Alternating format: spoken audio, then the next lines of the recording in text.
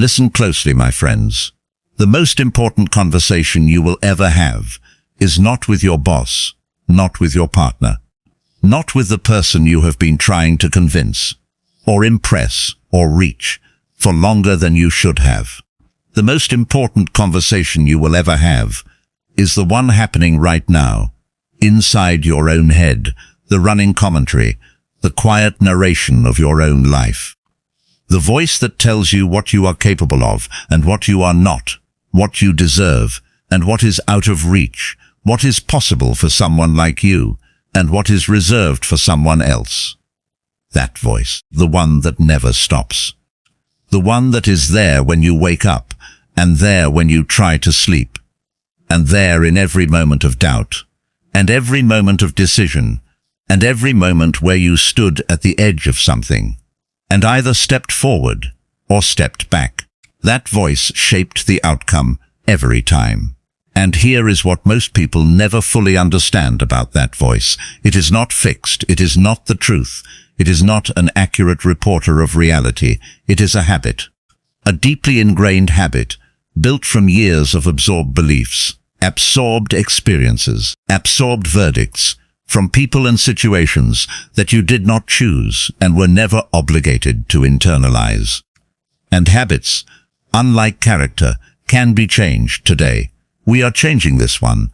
The Stoics understood the relationship between inner speech and outer reality, better than almost any philosophy before or since. Marcus Aurelius wrote, "Our life is what our thoughts make it, not what our circumstances make it, not what other people make it, our thoughts." And the thoughts, the specific words we use, inside our own minds, to describe ourselves, to predict our futures, to interpret what happens to us, are not passive observers. They are active creators. They create the emotional state from which every decision is made. They create the lens through which every opportunity is seen or missed. They create the version of yourself that shows up in every room, every relationship, every moment where something worth having was either reached toward or left on the shelf. The inner speech is the architecture. Everything else is built on top of it. And today, 7 specific ways to speak to yourself that change the architecture. The first way: replace "I cannot" with "I have not yet." This single word change, yet, is one of the most researched and most proven psychological shifts available. And the Stoics understood its essence long before the research existed, because here is what "I cannot" does to the mind. It closes immediately, permanently, without examination. I cannot do this. And the mind accepts the verdict, files it, and stops looking for the path, because there is no path to something you cannot do. But I have not yet done this. Opens, it says. The capability is not yet built. Not absent, not impossible, not reserved for someone else. Simply, not yet built. And not yet built is a building project. A specific, learnable, achievable building project. Epictetus said, "First say to yourself what you would be, and then do what you have to do." You cannot say what you would be if you have already told yourself you cannot be it.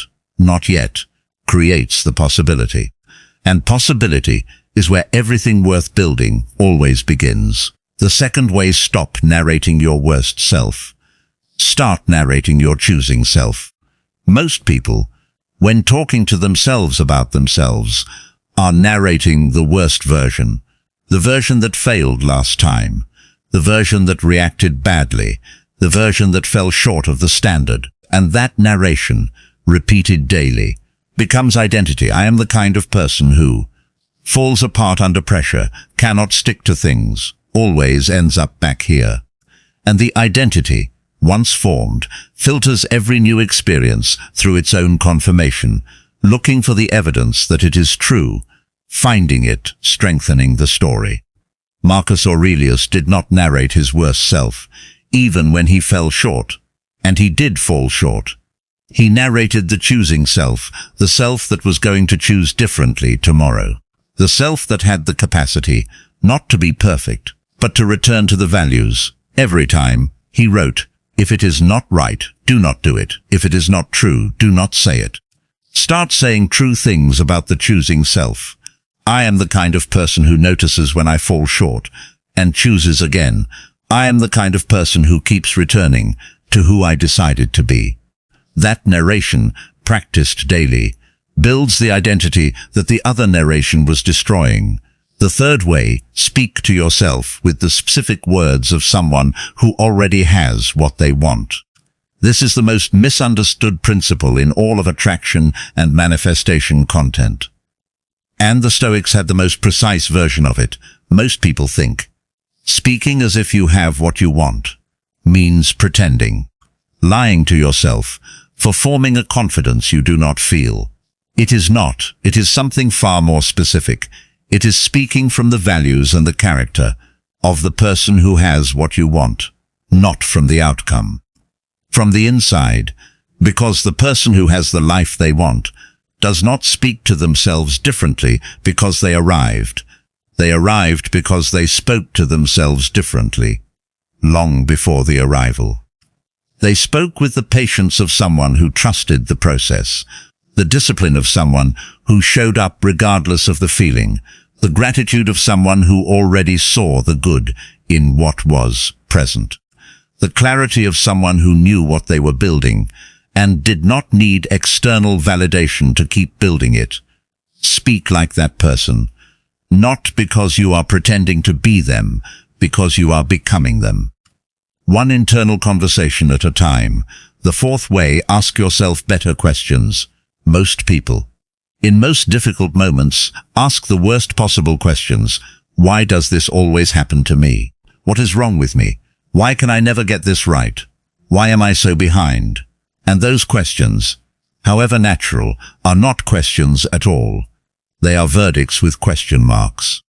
And the mind, presented with a verdict dressed as a question, does not find an answer. It finds confirmation evidence, more reasons why the verdict is correct. The Stoics asked different questions. Marcus Aurelius asked, "What does this moment require of me?" Not, "Why is this happening? What is this requiring?" That shift, from why to what, from verdict to direction, changes the entire orientation of the mind, from looking backward at the cause to looking forward at the response. Here are the better questions.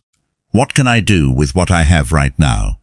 What is this situation asking me to become? What would the best version of me do here?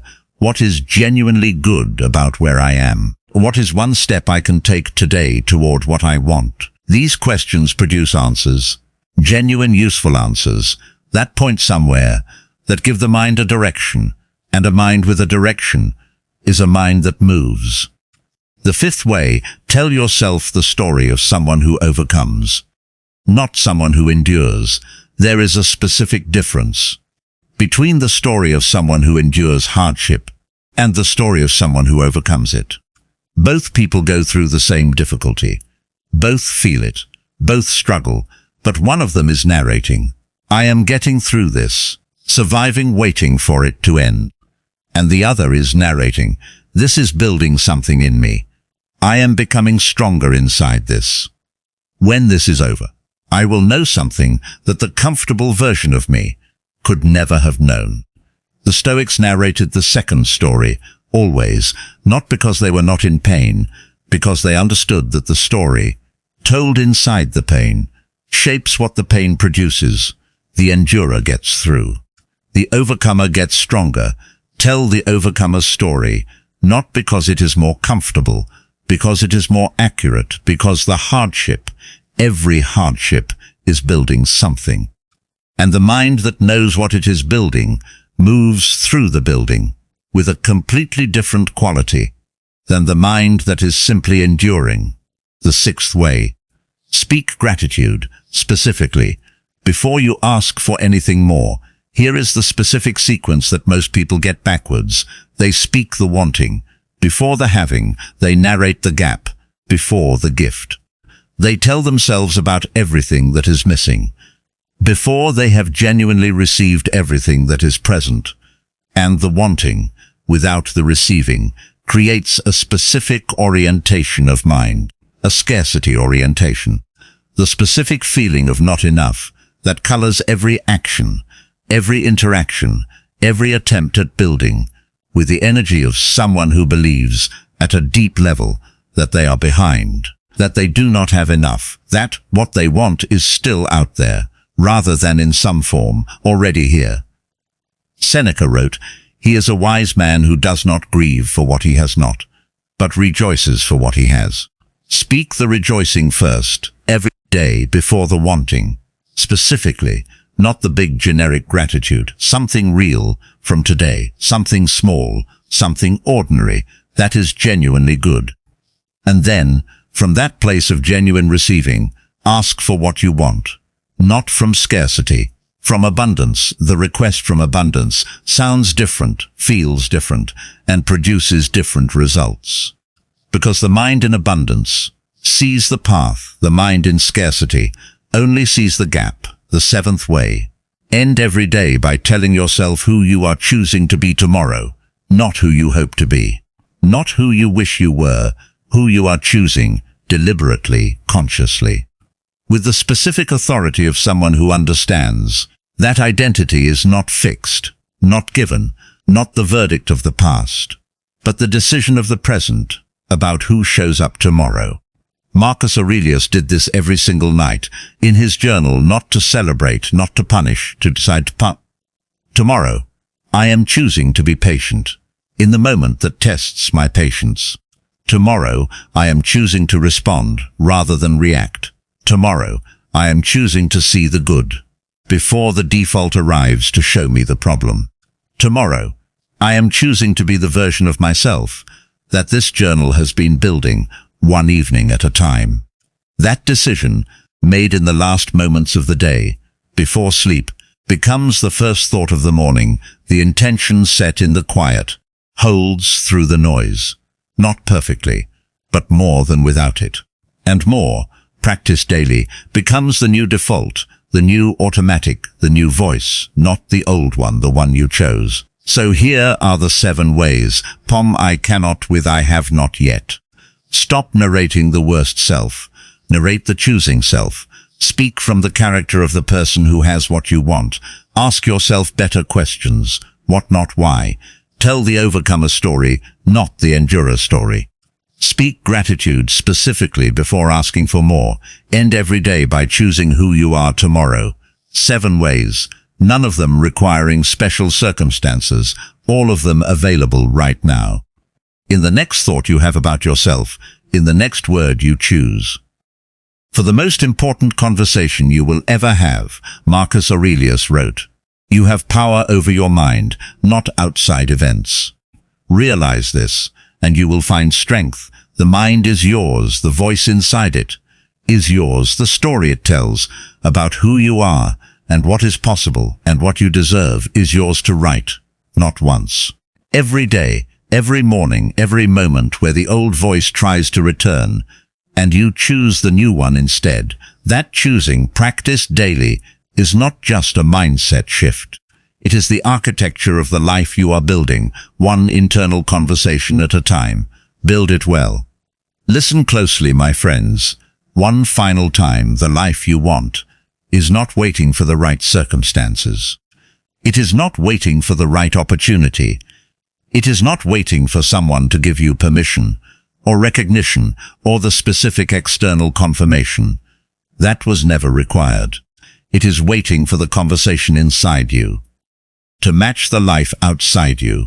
And the conversation starts right now with the next thing you say to yourself. Choose it carefully. Choose it deliberately. Choose it with the specific understanding that the voice inside has been building your life this whole time. And it will keep building. The only question is, what are you going to tell it to build next? If this gave you something worth starting today, share it with one person whose inner voice has been working against them and needs to know it can be changed. Sud, for new Stoic wisdom every single week.